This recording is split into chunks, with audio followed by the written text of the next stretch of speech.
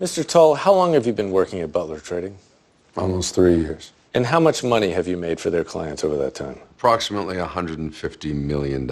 So let me get this straight. You made a trade, lost money, they did nothing. But the day they find out that they have to pay a fine, they said you're acting alone and they're letting you go to jail. Exactly.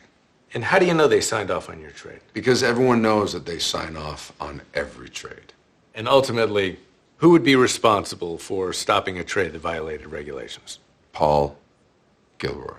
So it couldn't possibly be that you knew what you were doing, you kept it secret, and that all of this is your fault. It could be, but it isn't. Well, that's interesting, because we have somebody who says it is. And who the hell is that? Mr. Tull's therapist. What? A therapist can't testify against their own patient. She can if we paid for it and he signed a waiver, which he did.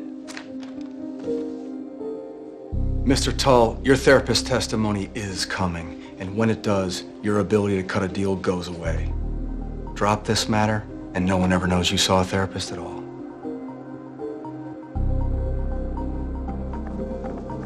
You went to see a company-provided therapist and you never told me? I didn't think it mattered. Well, it goddamn does.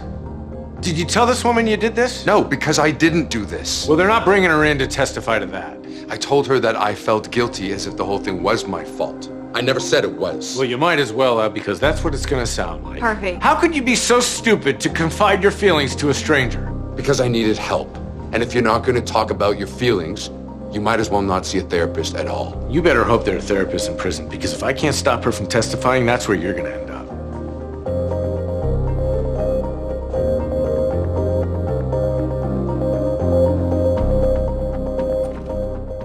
What are you doing here?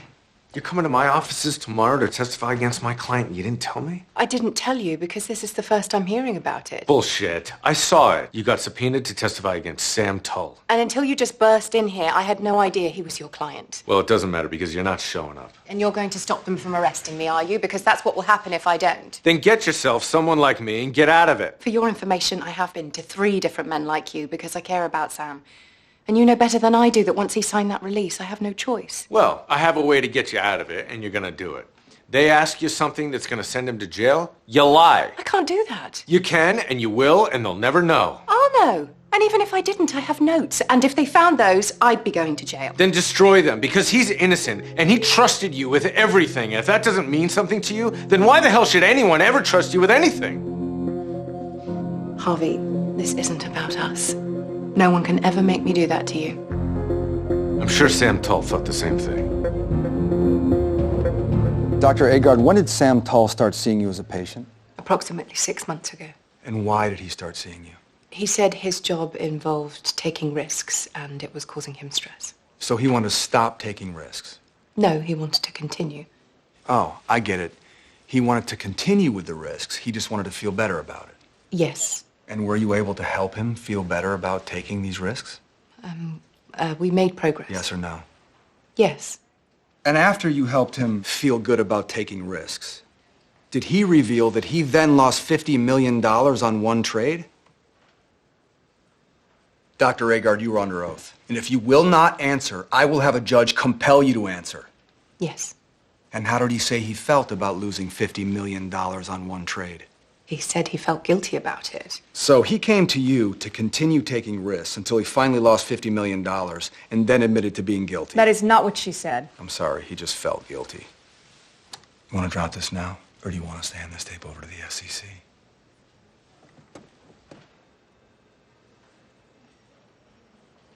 Dr. Agard, did you want to give the testimony you just gave? Of course not. And why is that? Because I care about my clients. Is it possible that you didn't want to give it because it's not true? No, it's not possible. You couldn't possibly have been pressured to give false testimony against your wishes. No, I couldn't have. Have you ever been pressured to do something you didn't want to do by a client before? Let me rephrase. Isn't it true that you released a client that you cared about from rehab for no reason other than you felt pressure from a different client who was actually paying the bills? Dr. Agard, you are under oath, and if you will not answer, I will have a judge compel you to answer. Yes. And did this person die of an overdose less than 24 hours later? Yes.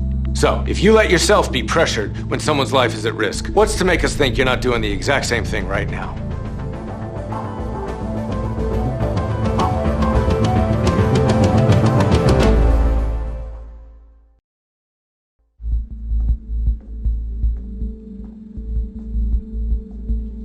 arrogant piece of shit.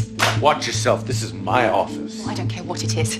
How dare you betray me like that? I tried to warn you. You didn't warn me. You asked me to lie for you, and I told you I wouldn't. I asked you to lie for Sam Tull. But this isn't about Sam Tull, and you know it. What the hell are you talking about? I opened up to you so that we could build trust, not so that you could humiliate me. I humiliated you to help a man you say you care about. And our fighting about your mother had nothing to do with that. Excuse me? You walked out of our session because you didn't want to talk about your mother. And the second you had the chance to permanently damage our relationship, you took it. You're insane. And you're a self-serving narcissist who will do or say anything to get what he wants. I did what I did in there to protect my client. Oh. And I don't give a shit if it hurt your feelings or not, because you betrayed him just as much as I'm betraying you. And you may be the one who's crying about it, but he's the one who's been accused of committing a crime. If you're lucky, someday you're going to realize what's really going on here. And when that day comes, I hope you find someone to help you, because it isn't going to be me.